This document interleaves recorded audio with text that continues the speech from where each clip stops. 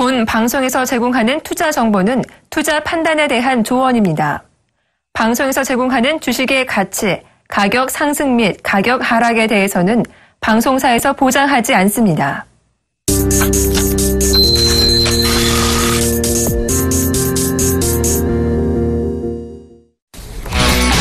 안녕하세요. 시장의 핫 이슈가 될 만한 종목 5가지 골라드리고요. 그 가운데 탑픽주, 베스트 종목 하나까지 콕 찍어드리는 제시 탑5 시간이 돌아왔습니다. 시장이 2080선까지 올라왔어요. 코스닥은 거의 시가 부분을 지키기가 조금 버거운 그런 모습으로 갭상승 이후에 상승폭이 주는 반면 코스피는 1%를 뛰어넘는 상승률 1.2% 급등해 있습니다. 역시 중국장의 모습을 보고 외국인들의 스탠스에 드디어 변화가 온 것 같네요. 그리스 협상 타결 기대감에 글로벌 증시가 급등했었어도 외국인들이 오늘 사는 모습은 아침장에서 찾아보기 어려웠었는데요. 조금 전에 어제 단오절로 휴장을 했었던 중국장이 지난주 급락 이후에 문을 열고 반등을 조금 보였습니다. 지금 재차 밀리곤 있지만 약보합 정도 수준에서 밀리는 폭도 제한적으로 진행이 되고 있거든요. 무엇보다 중국의 지표가 좋았던 것이 외국인들의 심리를 좀 개선시키지 않았나 싶은데요. 중국 쪽에서 나오는 지표 전해드립니다. 6월 HSBC가 집계한 제조업 경기를 보다 현실적으로 드러낸다는 HSBC 6월 제조 PMI 예비치가 나왔는데 첫 번째 발표는 그런 지표란 얘기죠. 49.6이었습니다. 예상치가 49.4고 전월이 49.2였는데 모두 뛰어넘은 개선세를 보여준 것이죠. 중국의 계속 부양책이 잇따라 나오고 있는데 조금 지표가 좋아지고 있는 그런 모습입니다. 아직 50은 하회하고 있는데요.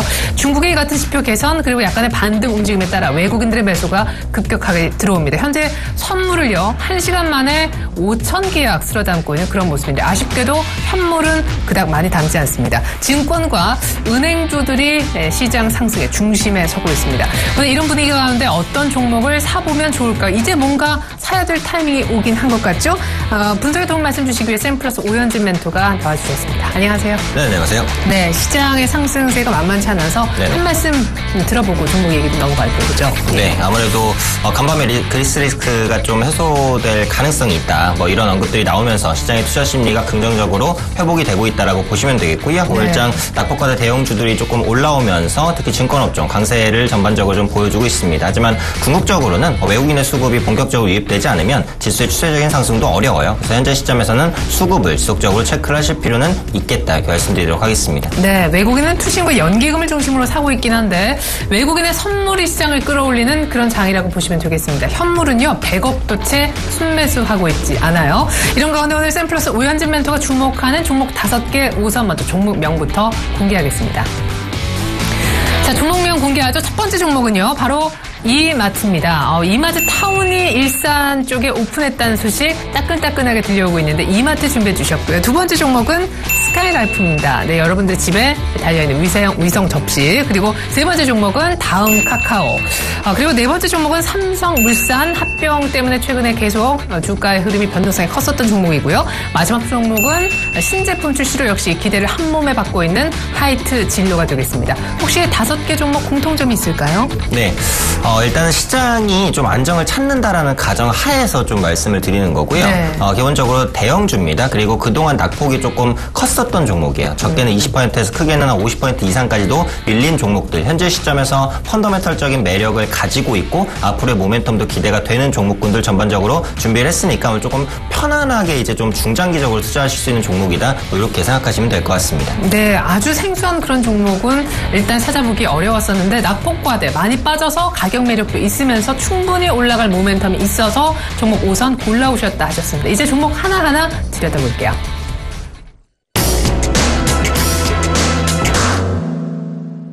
네, 첫 번째 종목부터 알아보죠. 네, 샘플러스 오현진 멘토가 주목하는 첫 번째 종목 바로 이마트입니다. 하반기에는 소비 심리가 좋아지지 않을까. 사실 우리가 중간에 한번 소비가 살아나는 듯 했었는데 메르스라는 복병을 만나면서 다시 한번 경기 침체 정말 거리에 사람이 없었고 집 밖에 사람들이 나오기를 꺼려 했었죠. 특별히 이마트는 축구장 13배 크기에 달한다는 이마트 타운을 지금 개점해서 핫 이슈를 몰고 다니고 있잖아요. 네, 맞습니다. 규모의 경제 효과를 좀 누리려는 움직임인 것 같아요. 그 안에서 보트도 판대요. 네, 거의 안 파는 게 없는 것 같아요. 이제 나오는 기사를 보니까 화장품, 문구, 스포츠, 식품은 다 당연하고요. 뭐 생활용품과 이제 창고형 할인 매장인 트레이더스까지도 입점을 했다라고 합니다. 이렇게 이제 많은 상품을 다양하게 판매를 하면 볼 수 있는 효과가 이제 모객 효과라고 볼 수 있을 것 같아요. 네. 사람들이 구경을 한번 해보기 위해서라도 실제로 방문을 많이 합니다. 네, 그리고 보다 보면 또 살 게 생각이 나요. 이것도 필요한데. 그렇죠. 그래서 이런 효과를 누리기 위해서 이런 복합타운을 좀 오픈을 한 것이 아니냐 이렇게 생각을 하고 있고요. 이런 곳에서는 이제 기본적으로 그 거주하게 된 시간이 좀 많습니다. 많은 시간을 들여서 이제 돌아다니기 때문에 또 아이들을 또 어떻게 또 같이 이제 다니기 좀 어렵잖아요. 그래서 네. 아이들을 놀이 공간 한 400평 정도 확보를 했다라고 하거든요. 그래서 이런 부분들에 대한 편의까지 다 고려를 했다 해서 이 부분에 따른 효과를 어느 정도는 받을 수 있지 않을까 이렇게 판단을 하고 있고요. 이마트는 국내 대표적인 대형 유통주입니다. 대형 유통주의 특성은 국내 소비 심리와 아주 밀접한 연관을 가지고 있다라는 부분이 되겠죠. 네. 이마트가 사실 이제 얼마 전에 처음으로 이제 그 플러스 성장으로 돌아섰다라는 이슈가 나오자마자 바로 이 메르스 악재가 터지면서 네. 바로 그 호재가 바로 다시 한번 크게 이제 사그라지는 모습들이 나타났는데 어제 이제 어쨌든 메르스 진정에 대한 기대감이 좀 불었고 앞으로 이제 진정 가능성이 좀 높아지고 있다라고 보거든요. 네. 그렇다면 그동안 침체됐었던 소비에 따른 기저효과를 충분히 좀 누릴 수 있을 것이다라고 봅니다. 이 기저효과라는 게 주가 측면에서는 참 도움이 많이 돼요. 워낙에 부진했었기 때문에 조금만 좋아져도 크게 좋아지는 것처럼 보이는 게 바로 이 기저효과인데 이 부분에 따른 기대감 이마트가 가장 직접적으로 가져갈 수 있지 않을까 판단하고 있고요. 자체적인 모멘텀으로는 이제 PB 상품의 판매 호조다라고 말씀드릴 수 있을 것 같습니다. 이 PB 상품은 요즘에 편의점에서 가장 잘 팔리기는 한데 네. 원래 시초는 마트예요. 마트에서 먼저 나왔고 편의점에서 다음에 나오기 시작했습니다. 근데 그 PB 상품이 예전에는 이제 뭐 음료수라든지 이런 거에 한정적이었다면 요즘에는 그 상품이 넓어지고 있죠. 지금 이마트에서 잘 팔리는 PB 상품으로 비타민이라든지 뭐 유산균 제품, 간편식 이런 PB 상품들의 이제 판매가 늘어나고 있다라고 하니까 자체적인 마진을 늘릴 수 있는 여건도 갖췄다 판단하고 거부감도 있고요. 많이 줄어든 것 같아요. 네, 맞습니다. 원래 PB 상품은 사실 좀 싸구려라는 인식이 있었어요. 네. 그런데 요즘에는 이제 마트에서도 그렇고 편의점에서도 그렇고 자체적으로 품질을 향상시키려는 노력들 계속해서 하고 있기 때문에 이마트도 그런 부분에 따라 수혜를 좀 받을 수 있을 것이다라고 보고 있고요. 끝으로 요즘에 이제 모멘텀은 온라인인 것 같아요. 온라인 부분이 약간 주춤했다가 최근에 20-30%대 고성장을 보여주고 있는 모습들이 나타나고 있습니다. 사실 메르스 때문에 온라인으로 주문하신 분들은 적지 않았을 거예요. 그렇죠. 그래서 네. 이번에 메르스 때문에 이제 안 쓰시던 분들도 온라인 주문을 쓰시더라고요. 그렇죠. 그렇기 예. 때문에 앞으로는 메르스 여파가 끝난 다음에도 온라인이 아무래도 좀 편리성이 있으니까요. 네. 그런 부분들 때문에 많이 찾을 것 같고 이 부분에 있어서 이마트의 성장 모멘텀은 다시 한번 좀 생각해 볼 수 있는 구간에 위치한 게 아니냐 판단하고 있습니다. 네, 그리고 지금 분석에 따르면 이마트에 오픈한 일산에 오픈한 이마트 타운이요 3년 차에 접어들면은 매출액이 3천억이 될 거다. 이런 아주 좋은 전망도 나와 있는 상황에서 이마트를 좀 장기적으로 끌고 가볼까 생각하시는 분들도 계실 것 같습니다. 잠깐 차트 열어보죠. 네, 이마트 차트에 보시면 지금은 사실 이제 그 구간이 없어요. 흐름이 약간 박스권에 갇혀서 등락을 거듭하고 있는 모습입니다. 최근에 기관의 수급이 급격하게 좀 쏠리면서 추세를 이제 상방으로 돌리려는 움직임들이 나타나고 있고요. 네. 무거운 종목이기 때문에 빠른 상승은 안 되겠죠. 하지만 중장기적인 관점으로는 현재 가격 23만 3,500원 매력적이다라고 보고 있고요. 뭐 매수하실 분들 현재까지 매수하셔도 크게 무리는 없을 것 같아요. 그래서 고점 부분은 한 5만 원 정도까지 이전 고점이 되는 부분이니까 이 정도까지 노려보시는 관점으로 보시면 좋을 것 같습니다. 네, 이마트 얘기를 한번 들어봤습니다. 여러 가지 모멘텀이 있었는데요. 현재가 정도에서 매수가 된다면 25만 원까지 추가적인 상승 여력이 있다고 분석 들어봤습니다.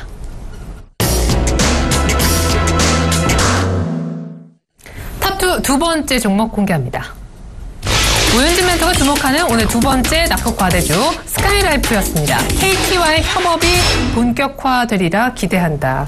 어떤 내용의 협업인지요? 네, 이게 스카이라이프가 KT로 인수한 지가 사실 꽤 됐는데 네. 아직까지는 그렇다 할 시너지를 내고 있지 못해요. 그런데 이제 하반기부터 KT가 스카이라이프에 본격적인 지원을 시작을 할 겁니다. 그러면서 시너지가 기대된다라는 부분인데 무엇보다도 지금 KT가 구축하고자 하는 게 기가토피아라고 광고에도 많이 나오거든요. 맞아요. 그래서 예. 기가 속도의 인터넷 혹은 뭐 동영상 다운로드 속도라든지 이런 시대를 구현을 하겠다라는 건데 이 기가 속도를 그 케이블로 내려면 그 기가 속도를 전송하는데 비용이 굉장히 많이 들어요. 그런데 스카이라이프의 위성을 이용하면 위성 대역폭을 조정하는 것만으로도 기가급의 속도를 낼 수 있습니다. 그러니까 네네. KT가 스카이라이프를 인수하는 것에 대한 효과를 충분히 누릴 수가 있다라는 거죠. 네. 특히 스카이라이프는 위성으로 전송을 합니다. 선이 필요가 없어요. 그렇기 때문에 지역적으로 난시청도 없고 전 가구에 동일하게 전파를 이제 보낼 수 있는 그런 여러 가지 가지 장점들도 있다라는 겁니다. 그래서 여기에 앞서 말씀드렸던 KT의 투자까지 더해진다면 현 시점에서는 성장에 좀 도움이 되는 이슈가 아닐까 이렇게 판단을 하고 있고요. 네네. 지금 스칼라이프 가입자가 전국적으로 420만 명 정도 되거든요. 네. 최근에는 이제 정체되어 있던 가입자가 조금씩이나마 증가하고 있는 모습들도 나타나고 있어요. 향후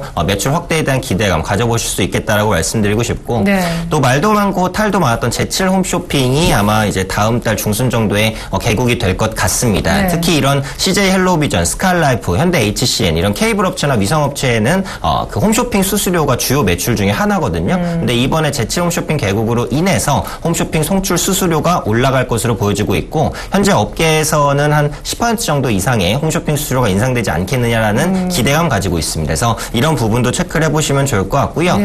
최근에 스칼라이프가 이슈가 되고 있는 부분은 바로 이 UHD 방송, 고화질 방송이다라고 말씀드릴 수 있겠는데 원래 스칼라이프는 UHD 방송 채널을 한 개밖에 안 가지고 있었거든요. 그런데 최근에 2개를 추가해서 총 3개를 갖겠다라는 언급을 하고 있습니다. 그리고 이 UHD 방송은 스칼라이프가 단독으로 추진하는 게 아니라 국가에서도 추진을 하고 있어요. 현재 지상파 2018년에 평창 동계올림픽을 UHD 방송으로 70% 이상의 가구가 시청할 수 있도록 하겠다. 이런 방침을 밝히고 있습니다. 그렇다면 UHD 분야에서 가장 선두에 서 있는 스칼라이프가 수혜를 받을 수 있을 것 같아서 이런 부분들 전반적으로 고려를 해보신다면 현재 시점에서 좀 메리트가 있는 종목이 아닐까 판단하고 있습니다. 예, 아마 내용을 쭉 들어보니까 특별히 올 하반기가 상당히 기대되는 그런 종목 아닌가 싶은데요. 스칼라이프는 참 조용하게 움직였던 것 같습니다. 5월 달에 저점, 최근에 소폭 반등을 이어오고 있었는데 잠깐 역시 가격대 잡아주시죠. 네, 그래서 차트 잠깐 보시면요.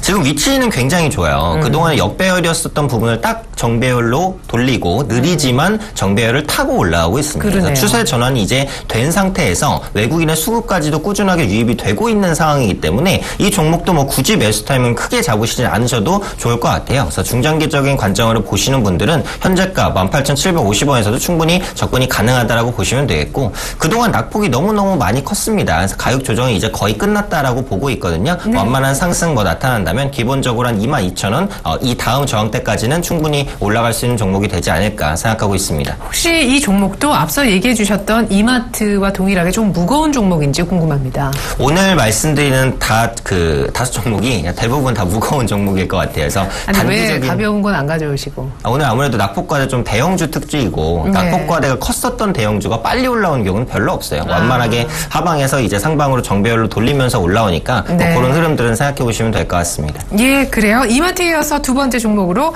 저희가 스칼라이프 얘기를 들어봤는데 한 22,000원까지 목표가 제시해 주셨습니다.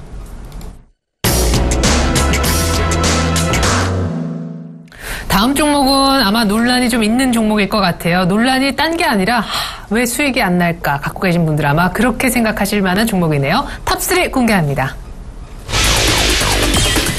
자, 오현주 멘토는 세 번째 종목으로 다음 카카오에 주목하지 않으셨습니다. 오프라인 부분의 성과가 가시화될 수 있기 때문에 모든 것을 차치하고 일단 다음 카카오는 12만 원대 돌파가 이루어지지 않고 있어. 최근에 또 특별 세무조사 악재까지 겹치면서 바닥을 다시 한번 찍지 않았습니까? 네, 맞습니다. 그래서 다음 카카오는 이제 좋다는 얘기는 엄청나게 나오는데 생각보다 주가가 안 오르는 또 종목 중에 하나다 말씀드릴 수 있겠는데 지금부터는 좀 보셔도 될 것 같아요. 그동안 다음 카카오나 네이버가 못 갔었던 이유가 기존의 수익을 내고 있는 게임이라든지 스티커 이런 부분 말고는 수익이 안 났다라는 겁니다. 신사업에 대한 기대감은 있는데 실제로 신사업에 대한 성과가 없어요. 그런데 지금부터는 신사업에 대한 성과를 조금씩 기대해 볼 만하다. 이렇게 말씀드리도록 하겠습니다.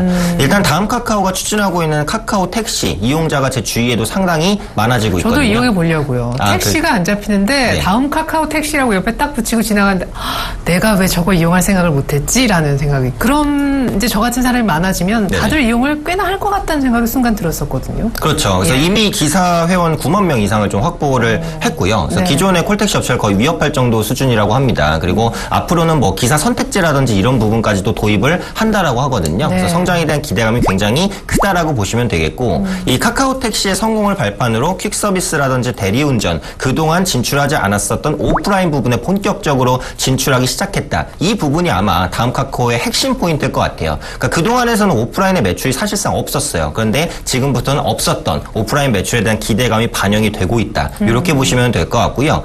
또 카카오 TV라든지 페이스톡 등의 서비스를 출시를 하면 늘리면서 온라인 서비스는 강화를 시킵니다. 그리고 그동안 수익이 안 났었던 카카오토픽 사업은 빠르게 정리하는 모습이거든요. 네네. 선택과 집중을 본격적으로 좀 집행을 하고 있는 모습들. 현재 시점에서는 가격 조정도 상당히 거쳤기 때문에 매력적인 구간에 있는 종목이다 판단하고 있습니다. 네, 세 번째 종목으로 다음 카카오 얘기 들어봤는데요. 무엇보다 신사업에서 이제는 수익이 나기 시작할 거다라는 관점의 얘기 들어봤습니다.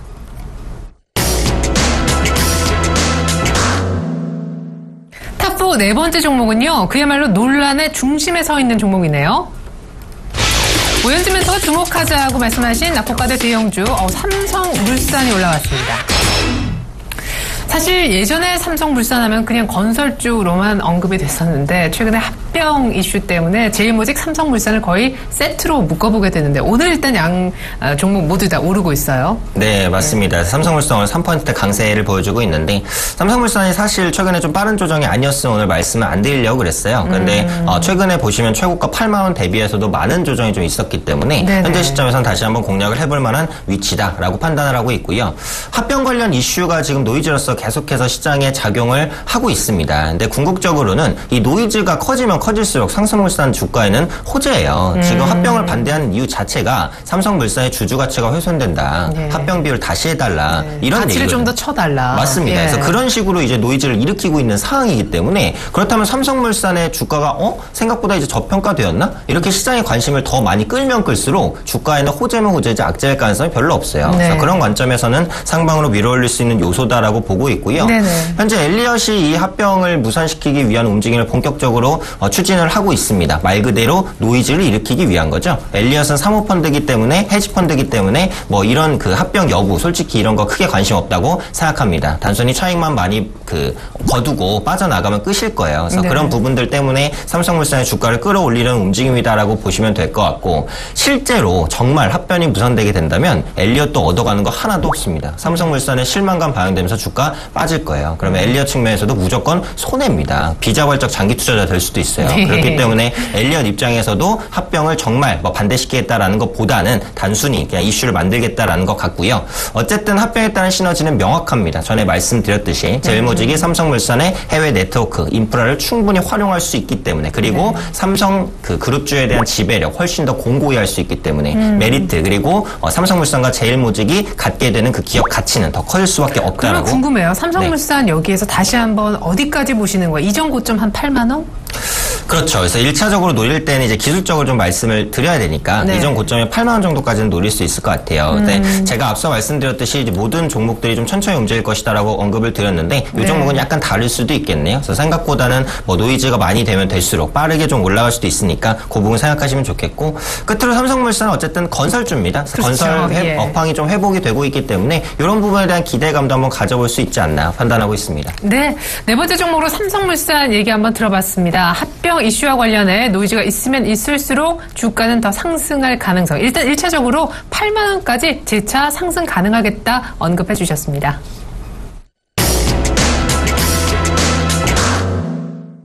탑5 오현진 멘토가 주목하고 있는 낙폭과대 대형주 마지막 주인공입니다. 오늘 마지막으로 살펴볼 종목 바로 하이트 진로네요. 저도소주 출시로 점유율이 다시 높아질 것으로 기대가 된다. 한번 이 시간에 다른 멘토님하고 얘기했었어요.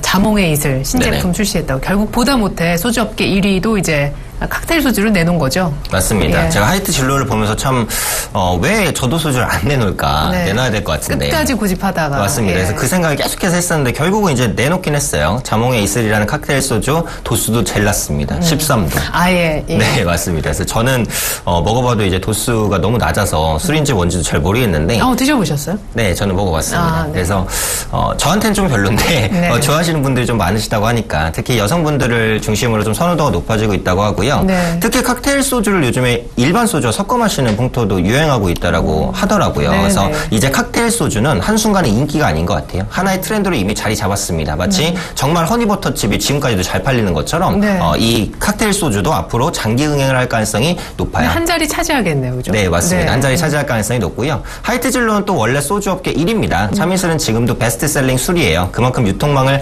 많이 확보를 하고 있기 때문에 자몽의 이슬도 그 많은 유통망을 그 확보한 상황으로 잘 팔릴 수 있을 것이다라고 보고 있고요. 여름철이죠. 또 맥주 많이 마실 겁니다. 그리고 요즘에 스몰 비어가 많이 늘어나고 있는 추세이기 때문에 화이트 진로의 맥주 판매량 견조할 것이다라고 보고 있고요.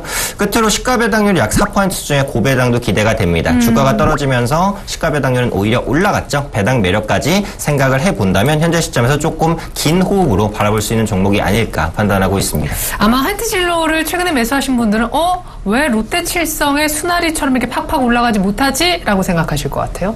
그렇죠. 아무래도 그동안 하락했었던 부분들 때문에 조금 영향을 많이 받는 것으로 보여지고 있고요. 네. 매물대를 소화하는 과정이 좀 필요할 것이다라고 생각을 하는 부분이고 무엇보다도 수입 맥주의 공세가 아직까지는 좀 거세요. 그렇게 되게 되면 기존의 시장의 과점 사업자가 가장 큰 피해를 받을 수도 있어요. 수입 맥주의 피해를 보는 가장 큰 사업자가 또 화이트 진로입니다. 그래서 그런 부분들 때문에 이런 저도소주 출시에도 많이 못 올라가는 것 같은데 그런 악재들을 거의 다 반영을 했다라고 봐요. 그래서 이제는 그 자몽에 있을 100만 병 정도 팔렸다고 하거든요. 앞으로도 호조가 기대되기 때문에 현재 시점에서 악재를 소화하고 느리지만 올라가는 흐름이 아닐까 판단하고 있습니다. 네, 이렇게 해서 저희가 오늘 낙폭과대 대형주 이마트에서부터 시작해서 조금 전 화이트 진로까지 총 5개 종목 얘기를 들어봤습니다.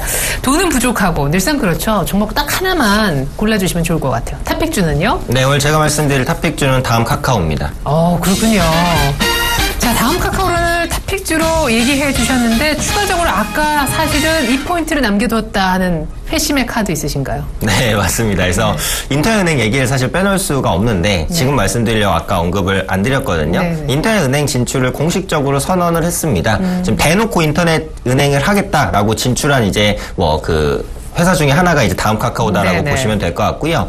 카카오톡의 사용자 많다는 거 모두 아시죠? 플랫폼 부분의 경쟁력은 분명하게 확보할 수 있을 것 같습니다. 저는 네이버가 이제 인터넷은행 추진하는 것보다 다음 카카오의 경쟁력이 훨씬 높다라고 보고 있어요. 네이버 라인은 해외 사용자들이 많이 사용하지 국내 사용자는 많이 사용 안 합니다. 네. 카카오톡은 국내 사용자가 엄청 많거든요. 그래서 네. 그런 관점에서 플랫폼의 경쟁력이 분명히 부각될 것이다라고 보고 있고요.